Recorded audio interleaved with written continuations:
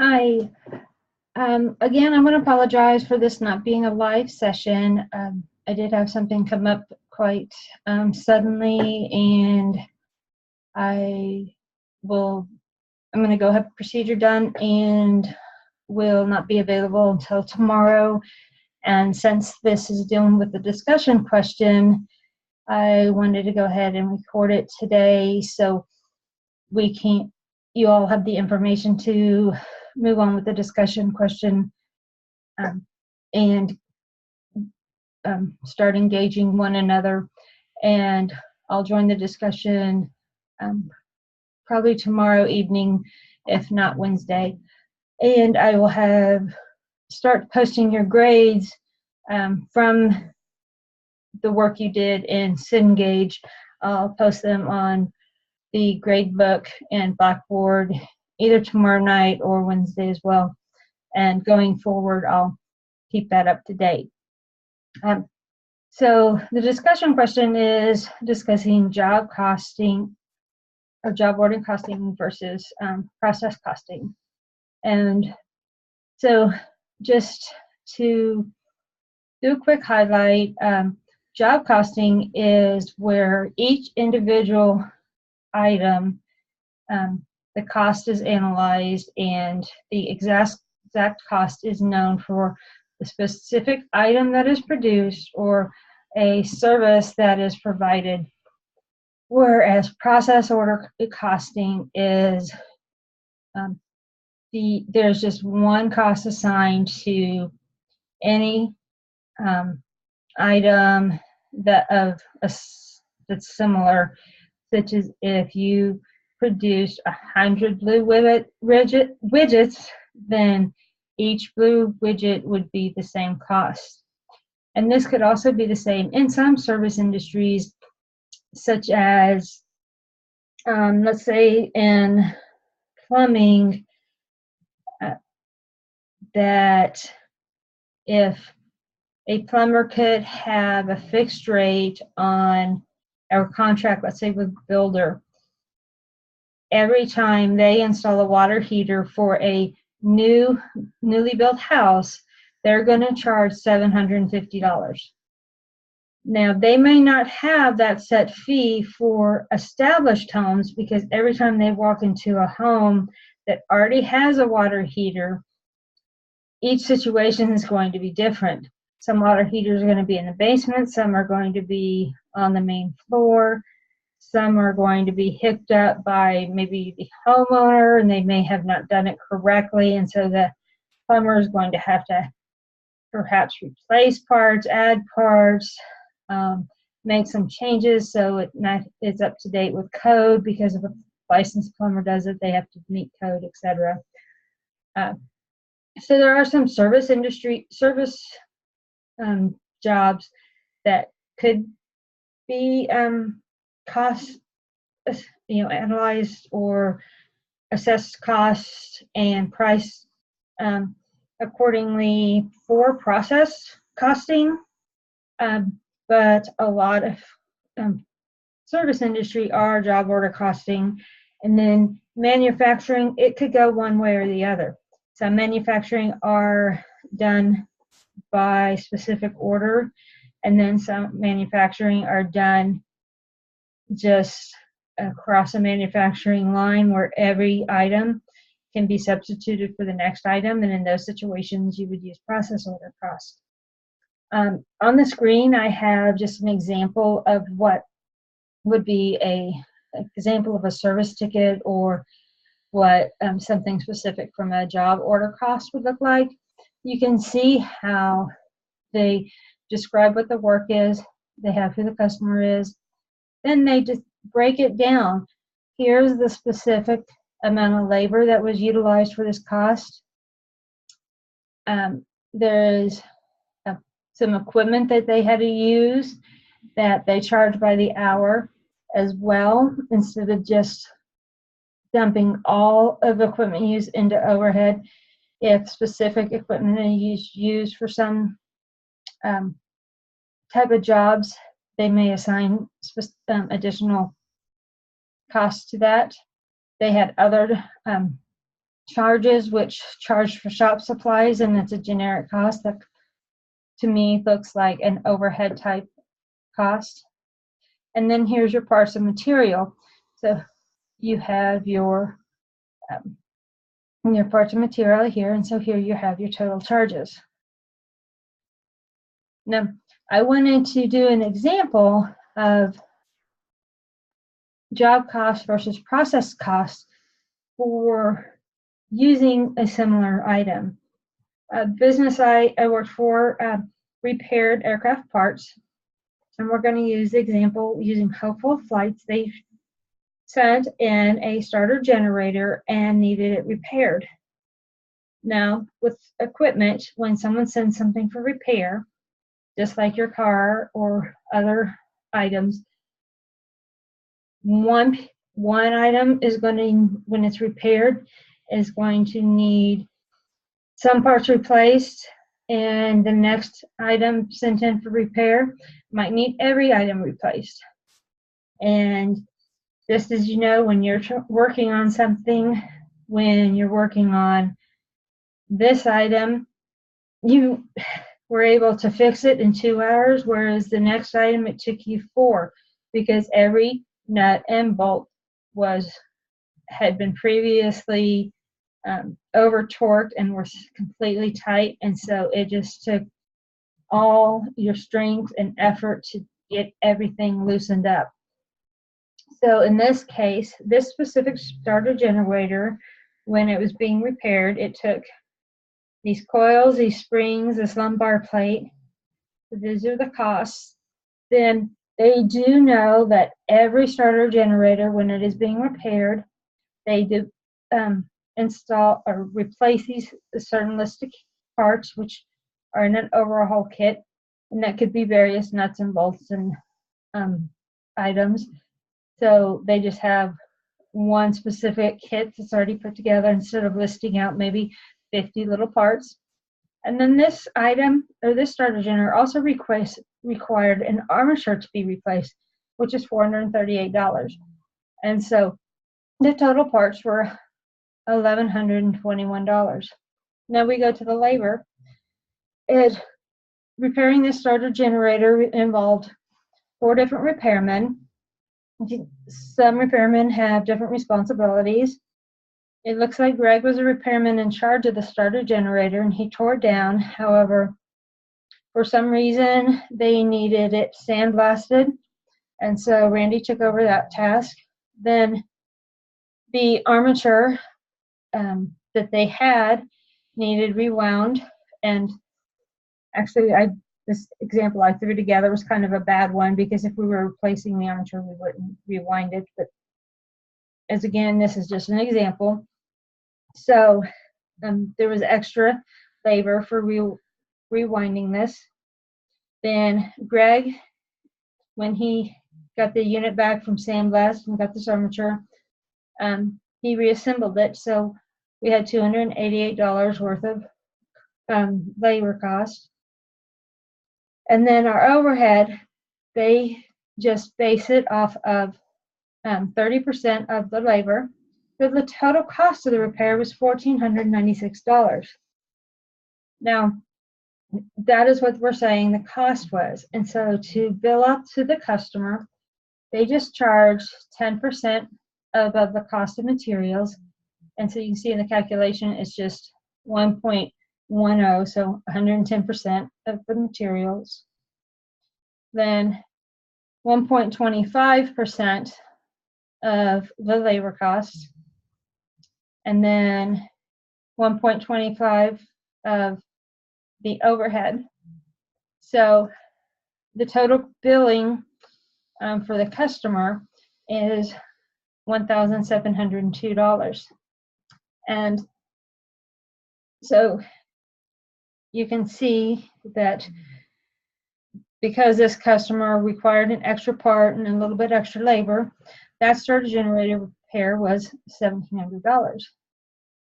Now, if we're going to look at this as well, Flying for Luck sent in another starter generator, and it required some coils and springs.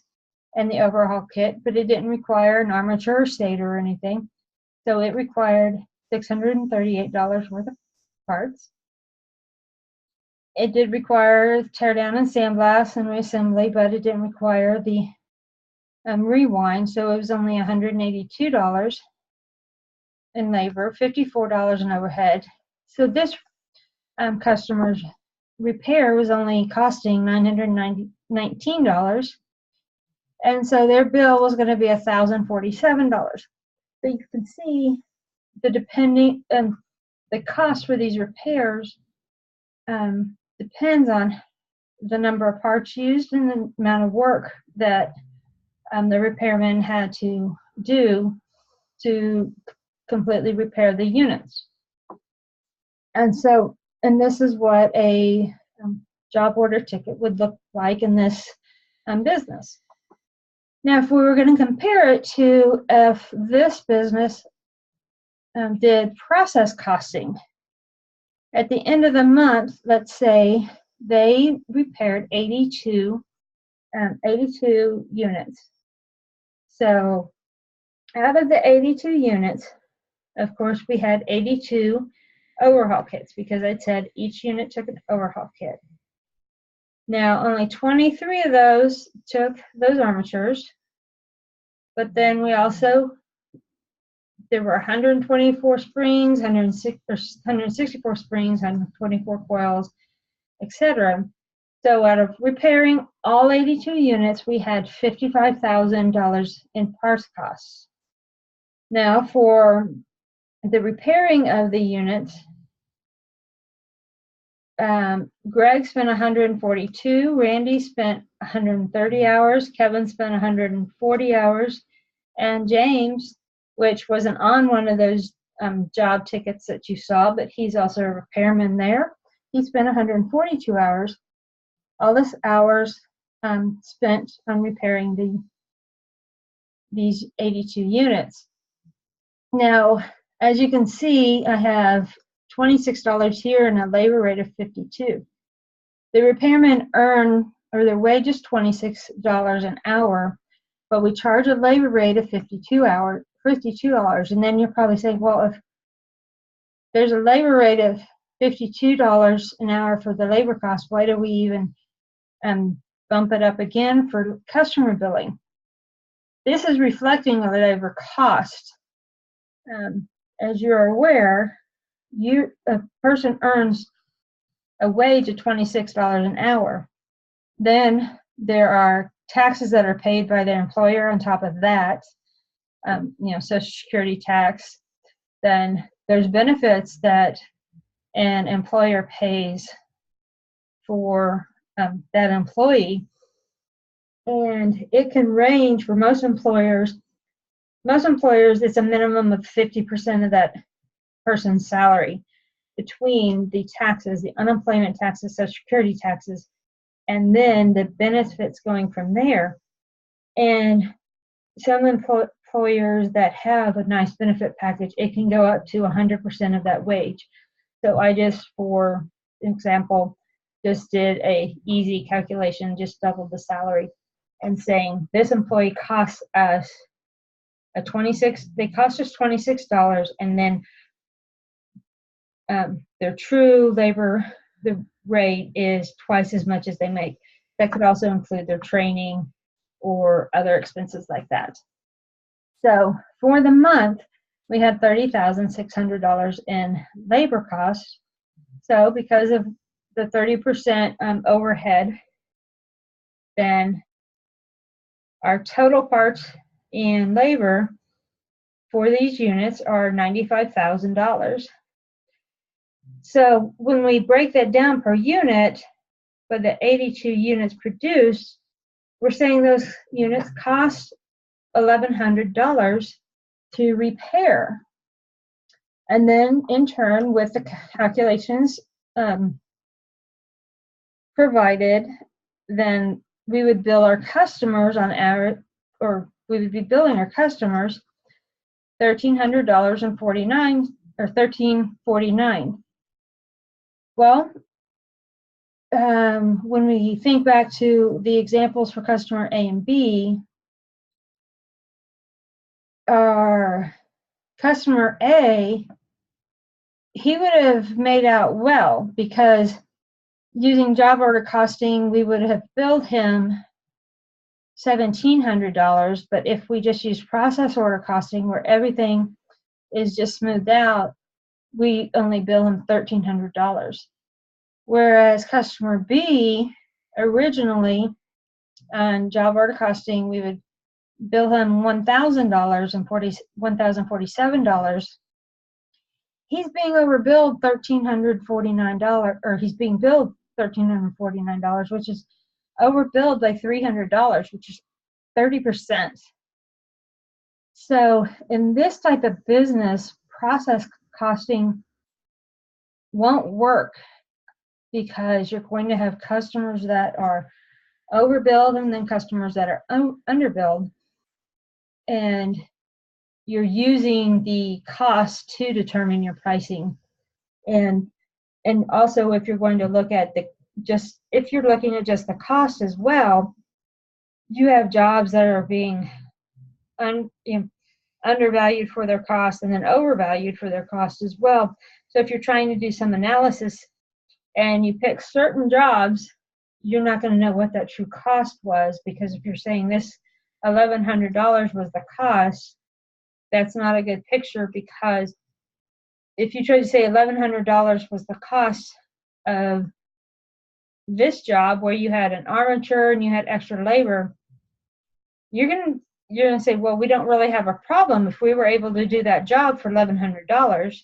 You weren't. It took you almost $1,500 to do that job. But if you said it took you $1,100 to do the job for company B, but it was only $900, you would think there's a problem, and you would spend more time analyzing this before you realize, oh, it's because we're doing process costing, which averages everything out, and that's not truly the cost. We don't have a problem here.